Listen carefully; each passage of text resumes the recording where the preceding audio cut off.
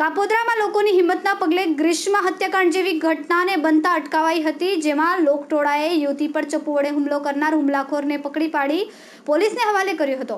હુમલાખોર યુવક યુવતીના એક તરફી પ્રેમમાં પાગલ બન્યો હતો. પહેલા યુવકે યુવતીને ધમકી આપી કે તું ફોન કેમ નથી ઉપાડતી અને રિસ્પોન્સ આપવાનું કેમ બંધ કર્યું છે, એમ કહીને ખિસ્સામાંથી ચપ્પુ કાઢીને તેના પર હુમલો કર્યો હતો. કાપોદ્રાની 19 વર્ષીય વિદ્યાર્થીની 6 તારીખે બપોરે કોલેજથી તેના મિત્ર સાથે બાઇક પર ઘરે આવી હતી. તે વેળાએ કાપોદ્રા બુદ્ધ ભવાની મંદિરની આગળ 4 રસ્તા પાસે રિક્ષામાં બેસીને હુમલાખોર ઋતિક વસાવા આવ્યો હતો. જે યુવતી બાઇક પર ઘરે જઈ રહી હતી તેને હુમલાખોરે લાત મારી અને જેના કારણે યુવતી સહિત 2 જણા બાઇક પરથી નીચે પટકાયા હતા. ત્યારબાદ તરત જ હુમલાખોર ઋતિક વસાવાએ પોતાની પાસેથી ચપ્પુ કાઢીને યુવતી પર હુમલો કર્યો હતો.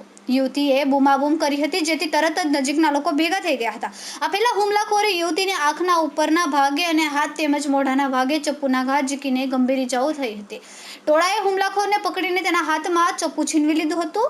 પછી 100 નંબર પર પોલીસને જાણ કરતા વરાછા પોલીસે આવી હતી અને હદ કાપોદ્રા પોલીસની હોવાથી આરોપીને કાપોદ્રા લઈ જવાયો હતો. લોહીલુહાણ હાલતમાં યુવતીને ખાનગી હોસ્પિટલ લઈ જવાઈ હતી, જ્યાં સારવાર બાદ તેણીને રજા અપાઈ છે.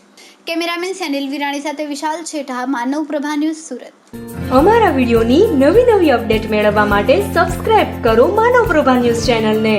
બેલ આઇકન ક્લિક કરો લેટેસ્ટ વિડીયો સૌથી પહેલા મેળવવા માટે.